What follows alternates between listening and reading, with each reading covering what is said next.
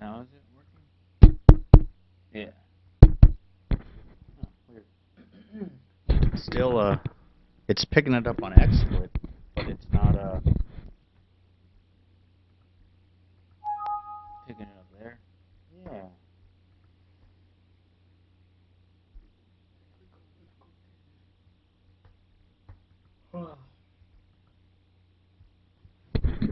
Hello, test 1, 2, 3. Hello, hello, hello. You plugged it into the right one, right?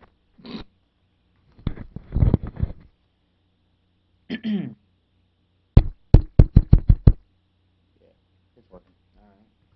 Works for me. All right, let's get this show started. Let's get the show. Let's light this candle. That was our pre-show.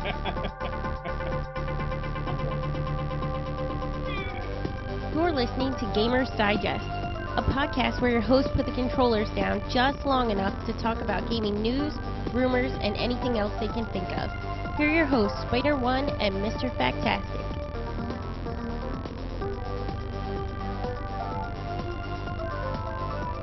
You look slightly bigger than Yeah, I know. I feel taller. taller. Yeah, I feel That's taller. good. I feel like I'm like 6 feet. Just Aren't six- you like just- 6'2"? No, No? no. 6'1"? I'm like 5'9", 5'10". You're taller than me, and I'm like 5'10".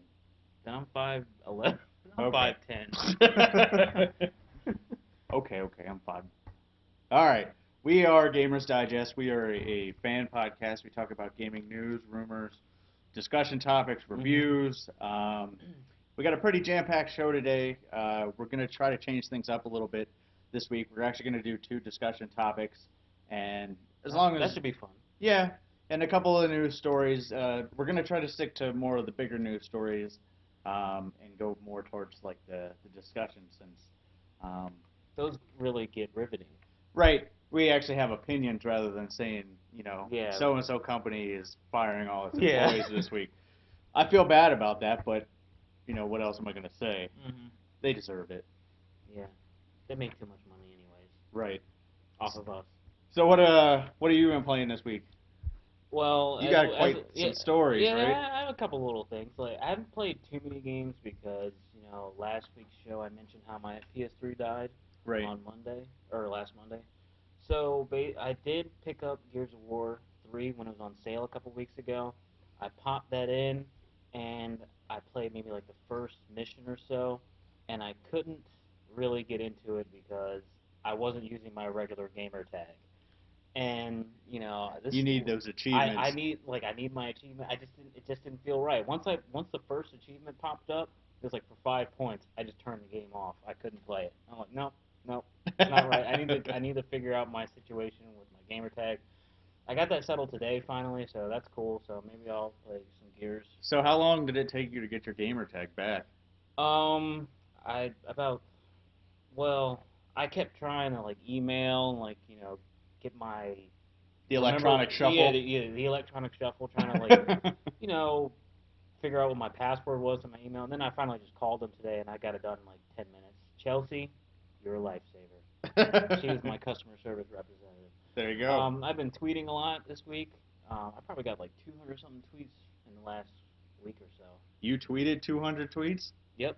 Wow, I've had Twitter for like a year and a half, and Yeah, I had my.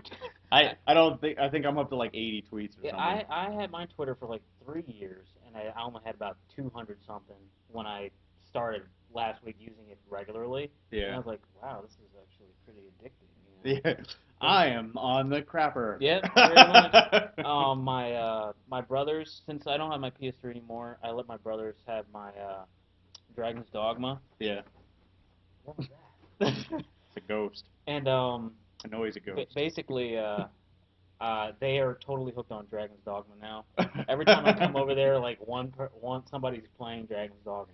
Like, there you go. That's so I mean it's cool that they're playing it. So I created some Dragon's Dog Maniacs. There you go. I wondered what that was in reference to. I was like, is he making a show or what? Like the Animaniacs, but Dragon Dogma. Yeah, they're like totally in love with that game, which is cool. It's a good game. Like we reviewed it, and It did pretty well. That was our first joint review. Yeah, our only joint review. Yeah, true. Let's do more. Other than that, anything else? I think I'm pretty sure I mentioned that I finished my manuscript last week. Yeah. I'm in the middle of figuring out my second draft, and everything's got to go. Starting from scratch. Yeah, I feel like I'm starting from scratch. I mean, the hardest part is over, getting the story done. Now I'm retooling it to make it a total standalone piece, because before it kind of it ended on a cliffhanger that really depended on, the follow-up story. And now I'm just writing it in a way where I don't need that follow-up story at all. So that's pretty cool. That is pretty neat. Yeah. So, you picked up Left 4 Dead today, the first one. Yeah, Did you get a chance to play it? Yeah, at I all? did play it a little bit. Familiarize myself. It is my review for today. Well, you played it extensively before. Yeah, I played a little bit of that. It was good to play it again. I wanted to play Left 4 Dead 2, but I won't get into it. Well. Yeah. Maybe next week. Yeah, next or the week after. Or, yeah. Whenever, you get a new bank. Yeah, whenever I get a new bank and, get paid and, yeah. Yeah, all of that. Yeah. Well, I was kind of busy this week in gaming, and kind of not really busy this week in gaming. I played some more of The Witcher 2. I got a little further. It's actually a pretty hard game. So, yeah, I wouldn't say it's like Dark Souls or Demon Souls hard, but it is pretty punishing. So you got to really take your time with it. And then there's the whole like moral choices and stuff too. So it's taken a little while. Also, let's see what else. I wrote them all down. I tried Quantum Conundrum. That was pretty cool. I might actually pick that up if Steam puts it on sale. I don't know if I'll drop $15 for it because it seems too much like Portal. Just with Portal clone. Yeah, it has the new mechanics, but like the biggest gripe with it is it's like a first-person platformer, which those don't really work too well. Mirror's Edge. Right. So they do this one better than the rest, but it's still kind of hanky. So the other thing is I tried Tribes Ascend. I'll probably be digging into that a lot more since it's my brothers play that. My brother and his roommate. I guess he's kind of like another brother. They play that game a lot. Yeah, it's really fun. Like I didn't dig too much into it, and you got to play it a while to start getting the good stuff, or drop money to it, and I didn't really want to pay for it because I wasn't too sure. So, and then of course still playing both World of Warcraft's the beta, and we're getting closer, so that's kind of dying down a little bit. Cool. So, all right, well let's get into some news.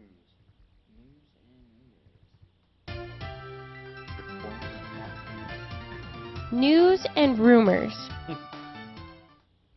All right. Well, you're gonna take the first story. What do we got on tap this week? Hands down, probably one of the biggest games that came out so far this year was Mass Effect 3. Easily. And good news is that it is getting some DLC.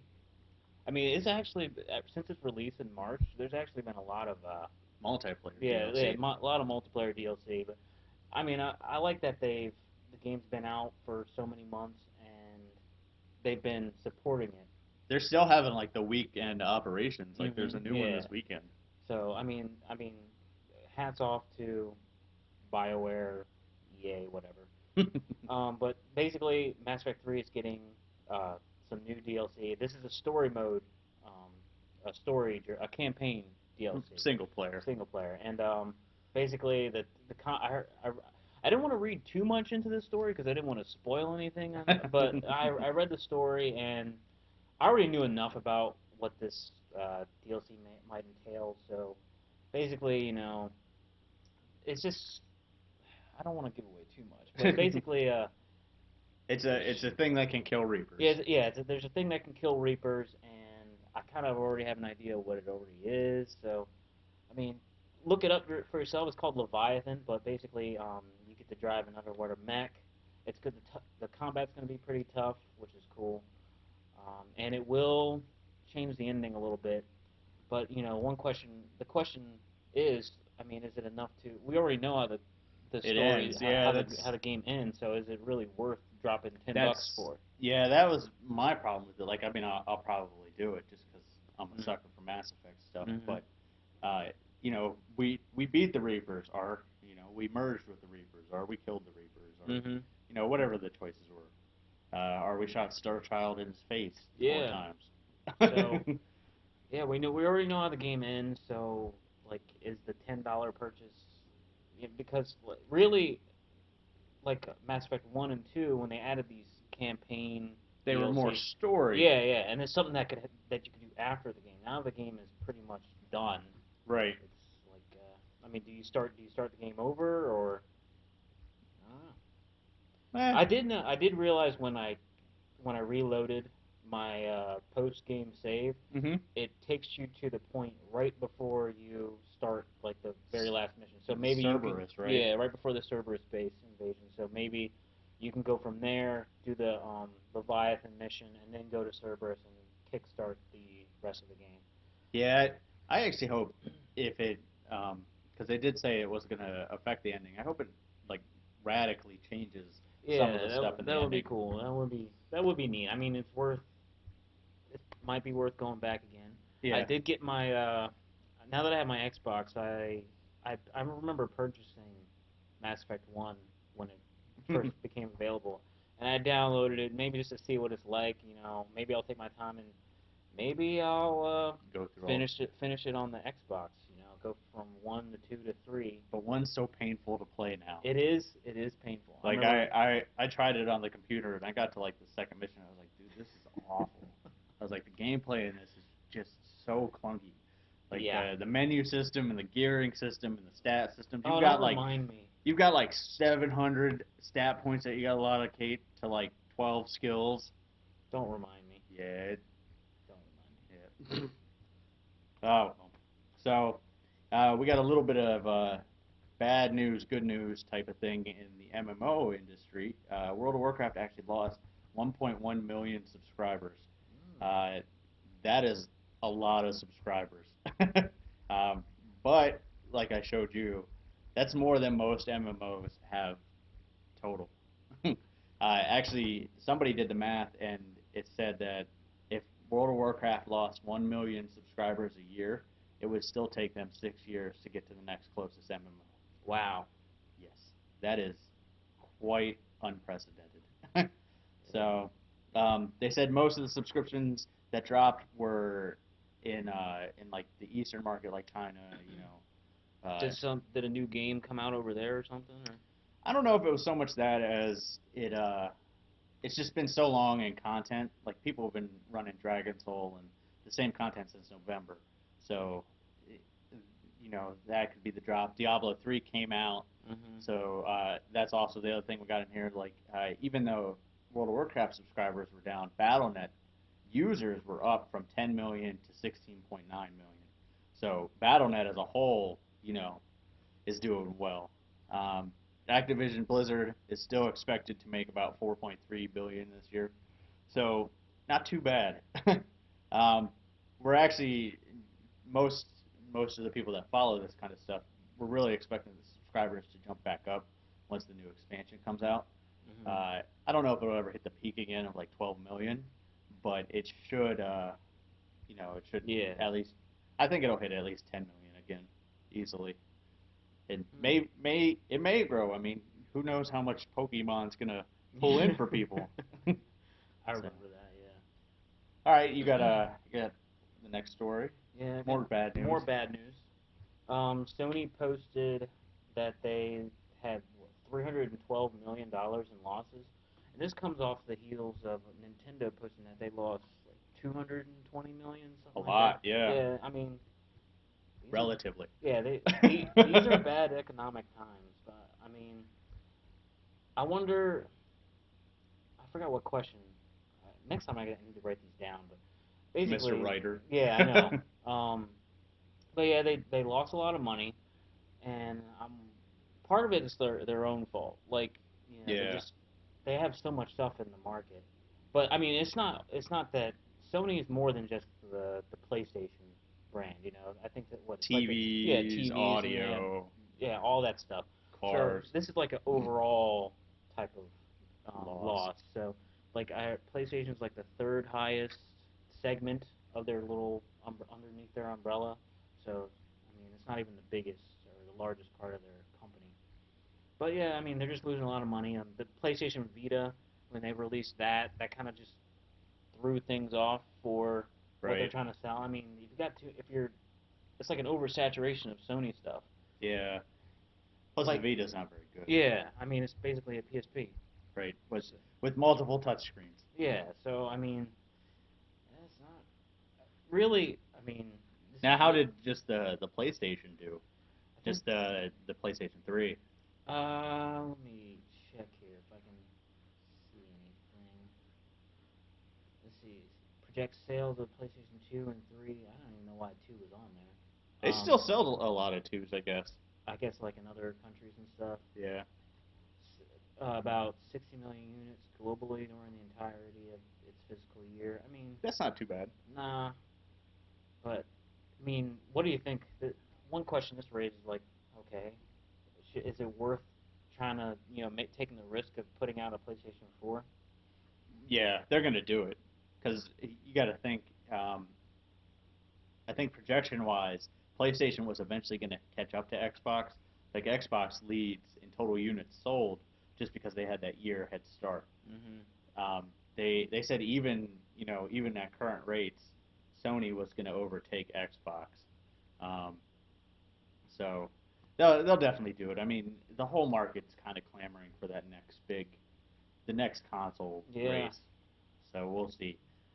Once the Wii U comes out, I mean, that's it. I hate to say it, but that's going to be the start of it. Is when the Wii U comes out, even if it's not the hardest hitting console on the market, it's definitely going to start that That we new need a new console feeling. Mm-hmm. So we're going to be like, oh, this looks way better than the Xbox, and then And it's gonna Sony's cost a whole paycheck, yeah, pretty much, just for the controller. just for the controller. You beat me to it. You beat me to it. I know.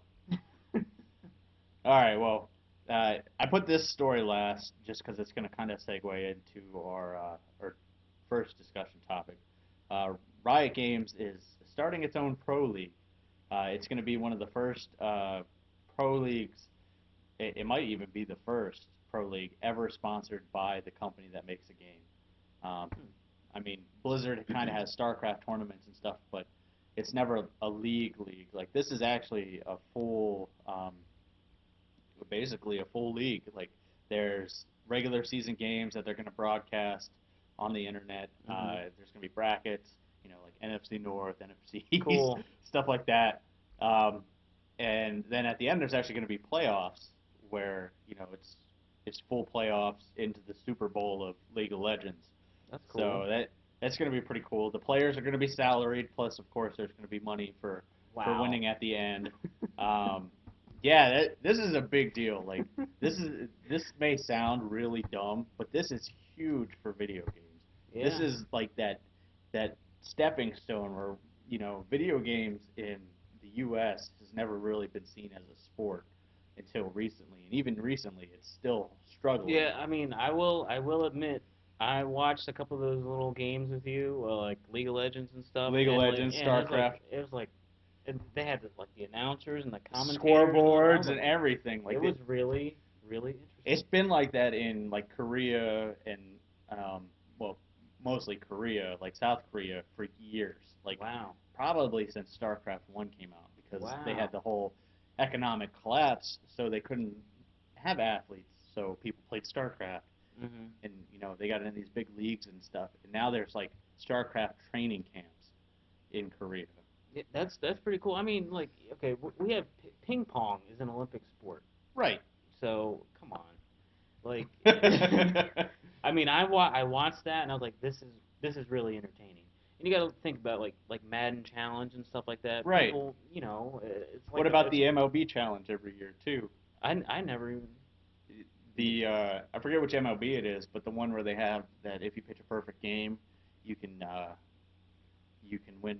I guess it's $1 million. Oh, I what know they what you're do, talking about, yeah. and what they do is you pitch and you get a score, based on your perfect game, like how many foul balls, stuff like that, Mhm. and that seeds you in a tournament now, and you have to actually play in the tournament to win $1 million. Yeah, I've heard of that. I So remember now. yeah, and basically, like I said, it's going to segue into our first discussion topic of, uh, do you think pro gaming could reach a huge audience?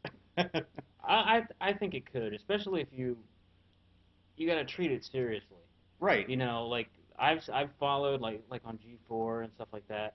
I've followed like Madden challenge type things. I mean, they have all the groupings in all the cities. Like I've had friends and I know people who went out to these different these gatherings where they had held the tournaments. Right. So I mean, like I personally would like to put together like a kind of like a lounge where people could play and do these little brackets and like maybe Halo tournaments and stuff like that, Yeah. Madden tournaments. Like that's appealing to me, and I think it could be appealing to a lot more people. It's very entertaining.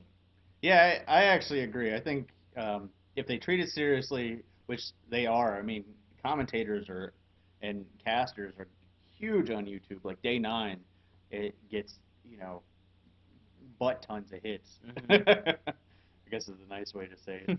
Um, so, but with the kind of money that's starting to be put into it, I actually think it could really take off, especially with like our generation where we grew up on games.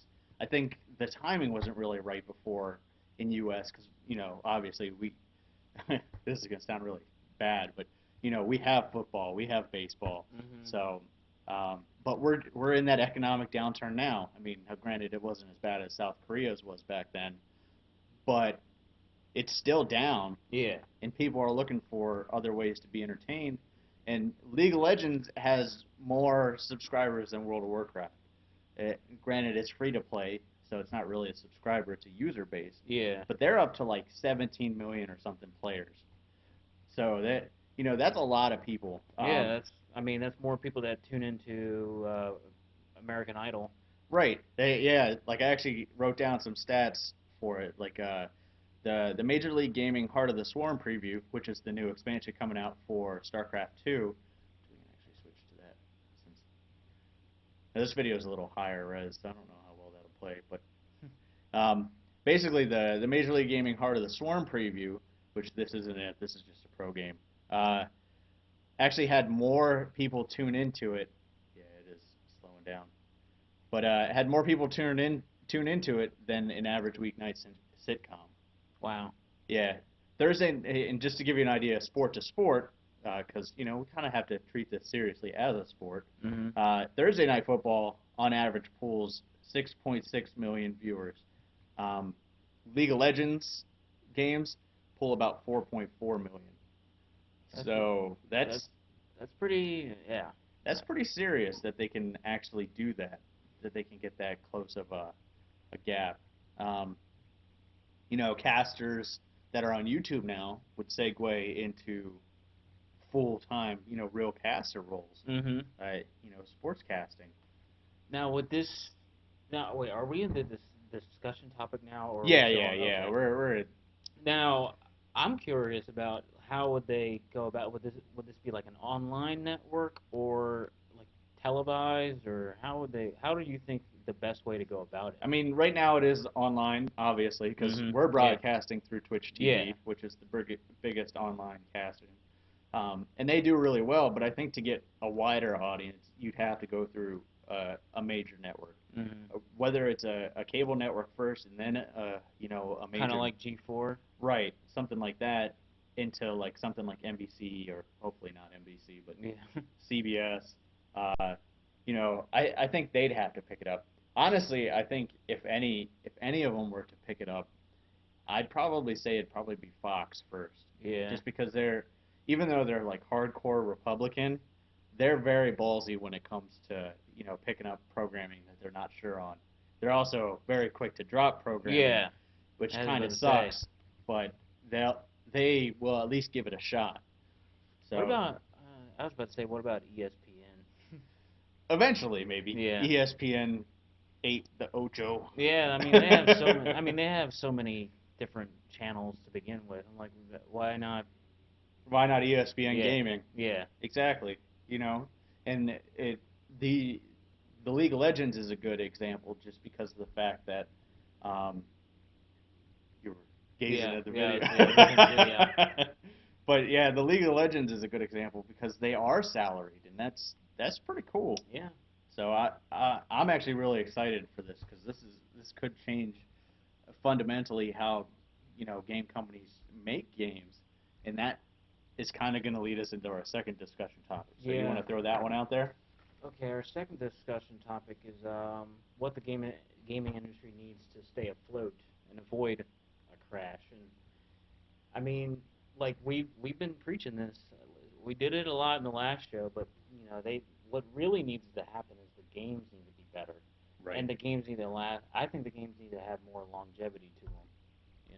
Right. I think like You I'm gonna play this video here just because I'm gonna play it now. When I play this video, and it kind of ruins it because I told you what it's from, but know. would you be able to tell me which Call of Duty this is from? Would uh, you even be able to tell me that this is from Call of Duty? I would take. It would be my Well, other first than best guess. that. Yeah, this is actually the demo video that they showed at E3. But I mean, after that, you couldn't tell which Call of Duty it was. The graphics aren't any better. The Yeah, gameplay is no different. It's the market's stagnated so much that you can't tell this year's game apart from 2 years ago, yeah, pretty and much. that's insane It's ridiculous.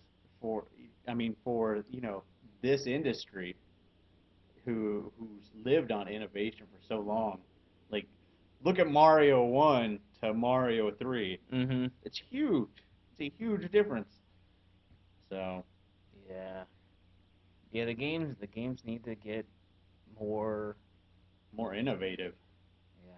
Now, granted, there's only so much you can do, especially with a first-person shooter, Mhm. but they got to at least try something. They can't just keep relying on, big set pieces and stuff like that. They really got to fundamentally, come up with something to change the genre. They could even go back to stuff that the genre was known for. Like level creation maybe, like how Right. like time splitters, like me and my brothers would keep playing time splitters because we were able to create new maps and, play each other against, and I mean, it kept the game alive. Right. So, I mean, And maybe something like that. unfortunately, these games drive the industry right now. Like EA won't put out another game until they put out a Call of Duty to back that other game. There's there's no room for real innovation in the market because they're relying on these so much. So I think something fundamentally in the market has to change behind the scenes. And unfortunately, I hate to say it, but I think the episodic content's going to be the way that it has to go, just because it's the smaller content, more affordable, and they can focus better on quality.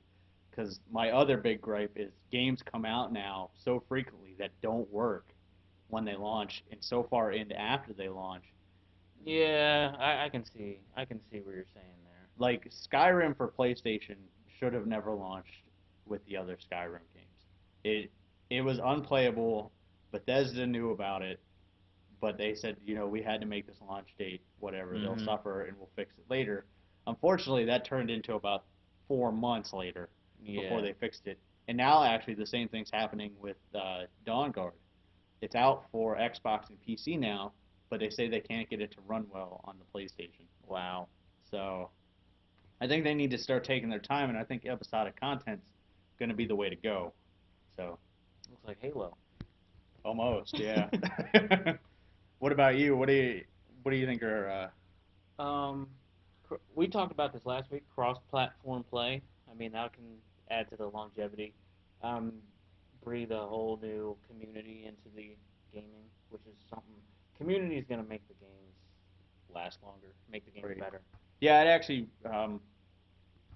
like to see, and it's probably out there somewhere, but like server stats of big games, at launch on PlayStation and Xbox, and PC, and 4 months down the line, a year down the line, 2 years down the line.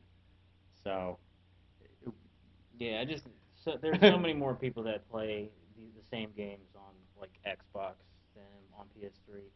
Like Bad Company 1 and 2, they were good for a while for me, but I'd say like a year later, you couldn't get a real good game going.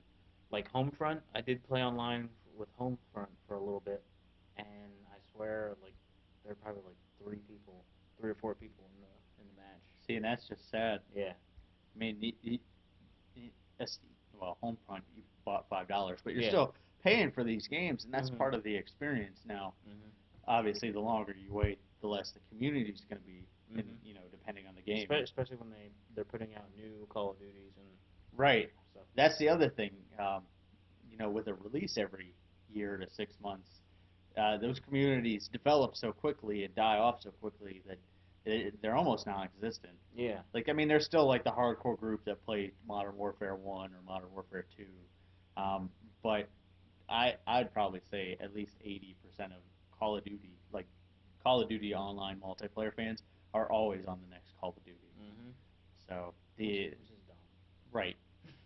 So the last thing I think is I think DLC just needs to stop for the time being, because They're making we've talked about it to Yeah. death. It's too definitive now. they're making too much money off of it though. I know. Yeah. So it's kind of funny that I say that though, because my whole point was episodic content, but episodic content you're paying $5 to $10 for, Yeah. whereas DLC you're paying $15 for, and it's not even worth that. Mhm. Speaking of episodic content, I need to get Walking Dead for PlayStation because it Oh, wasn't that yesterday. this week? Yeah. Yeah, so I'll have to try You'll that like out. that. All right. Well, I think we've talked enough. So you're going to talk some more about a review.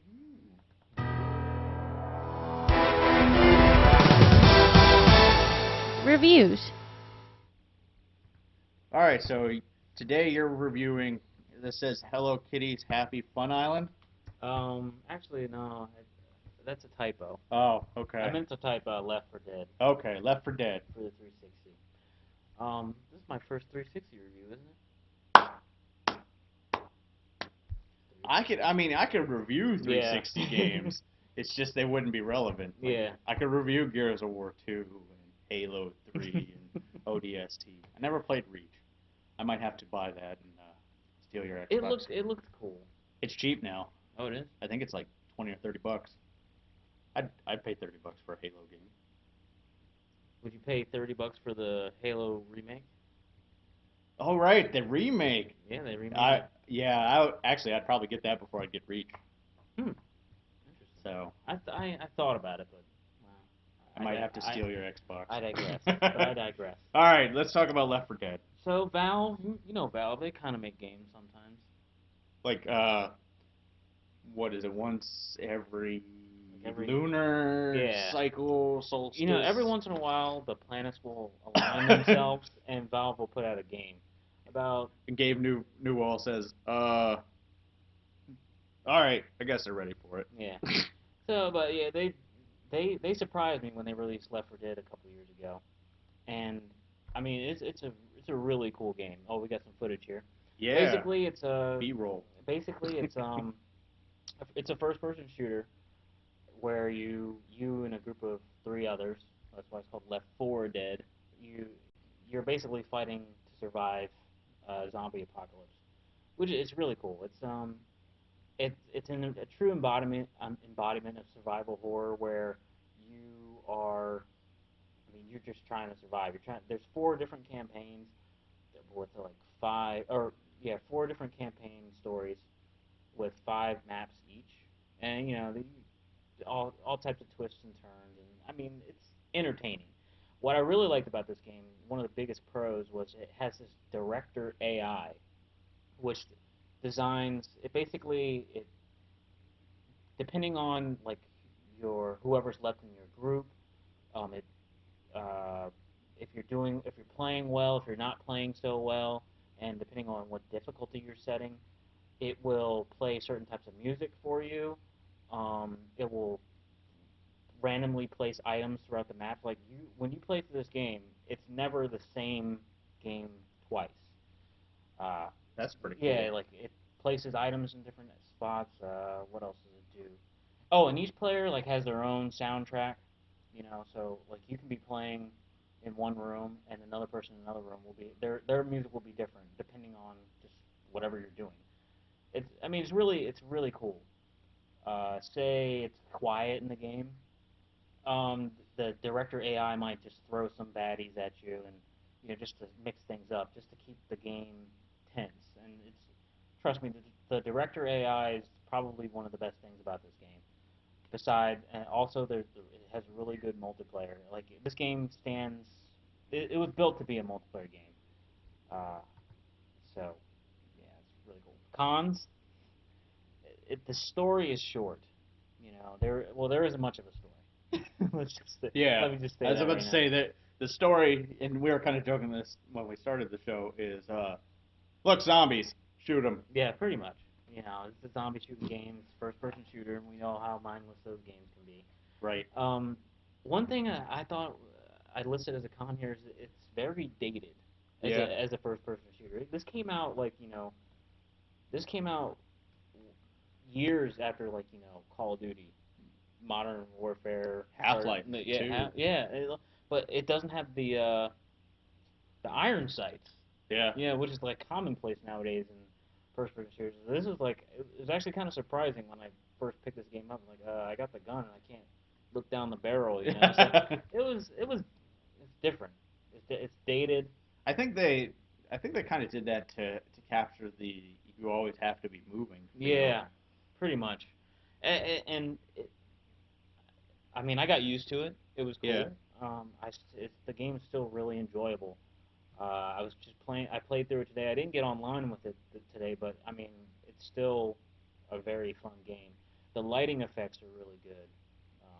I need to mention that the lighting effects are really nice. Like it's very realistic lighting. Yeah, and it only gets better in the second one. Yep. So. The second one even better. So, out of 10, what would you give it? An 8. An 8. 8 out of 10. And I'd probably give the second one an 8.5. 8.5. Yeah. Not bad. Yeah. Now you hear they're working on the Source Engine 2, so that could push things pretty So- well over the edge of being extremely awesome. So maybe there's a potential Left 4 Dead 3 or something like that. Or Left 5 did. or Half-Life 3 with the Source 2 engine. Are the planets aligning? No, they got to release Dota 2 first, but that's coming. So, all right. Well, my review is actually going to be on another first-person zombie game Oh, because cool. the world seems to be lacking in them. Yeah. My review is actually more on the RPG side. It's going to be Dead Island.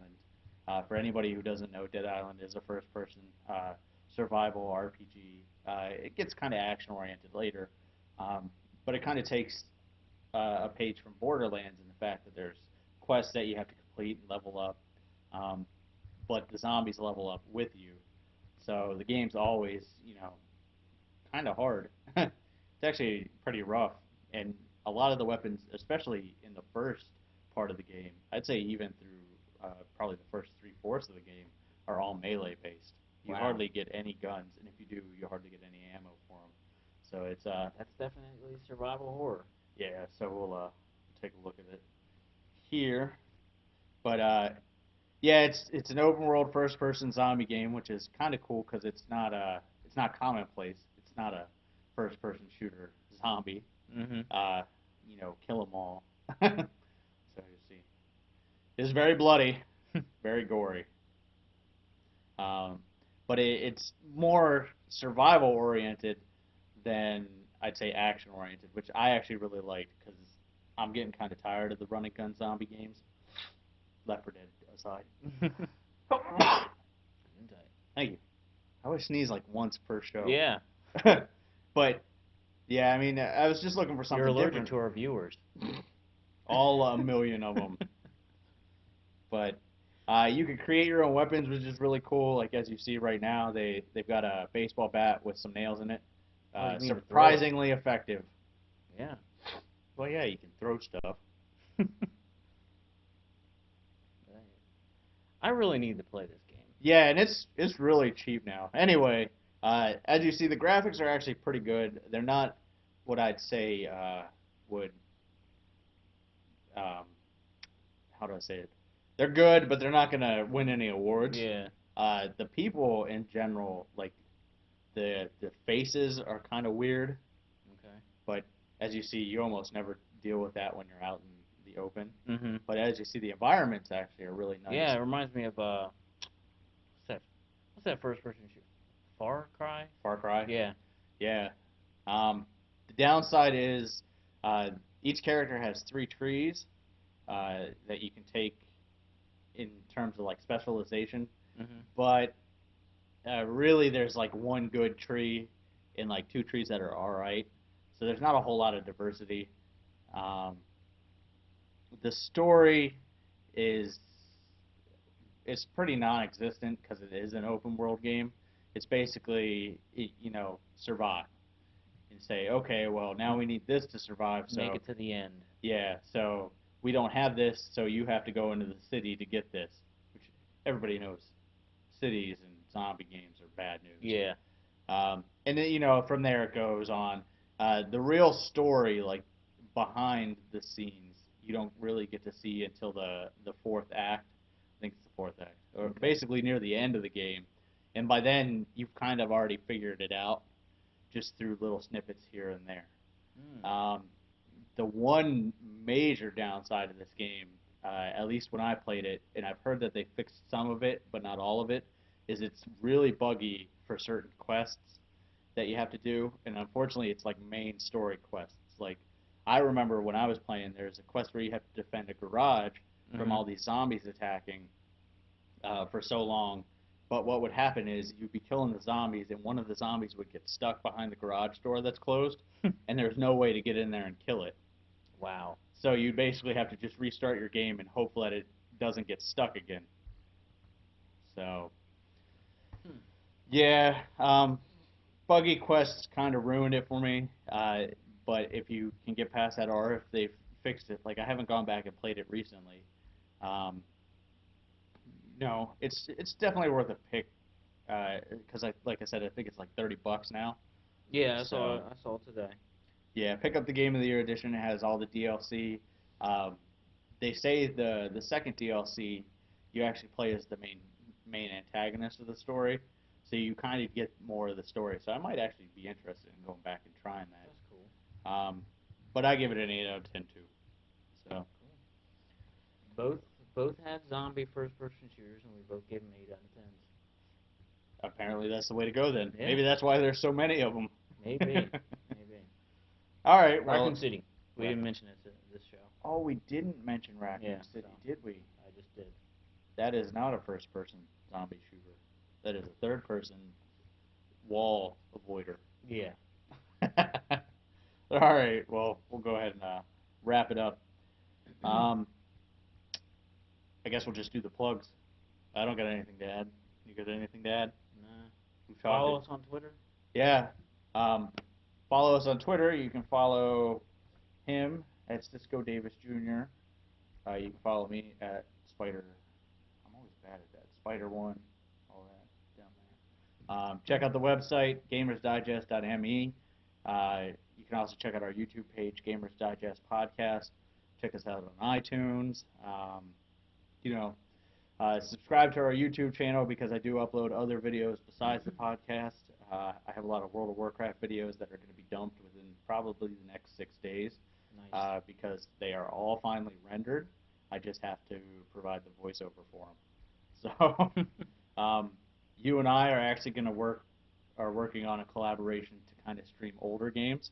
We'll probably I want to try to at least iron that out this week. Maybe not stream anything yet, but see if we can at least do it. Yeah. And maybe do that like one night. Yeah. So You think I'd be able to do it on my laptop? on that, I mean, if I sat it right here. does it even have 2 USB ports? Just one. What? If you plug something into the other one, it'll like short out. So what? One will play on the keyboard, one will play on the controller. Oh yeah. because you have a wired Xbox controller, right? Yeah. So do I, and that's what I use on the PC. That's actually what I'm playing Witcher 2 with. Oh, okay. That's what my everybody's brothers used to play Tribes. yeah, really? Mhm. That's weird. I don't know if I have a mouse and keyboard available for a first-person shooter, I think I'll probably take the mouse and keyboard.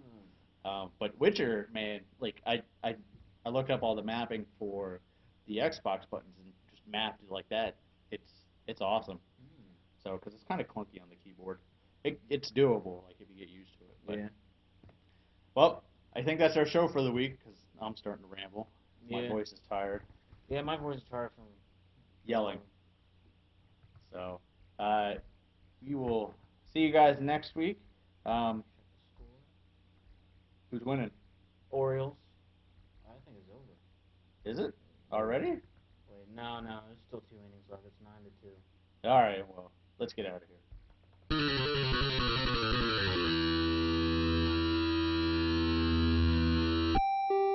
Gamers Digest is a Spider One and Mr. Fantastic production. Send your questions to gamersdigestpodcast@gmail.com. Intro music by MF Greth, ending music by Fapito. Check them both out at newgrounds.com.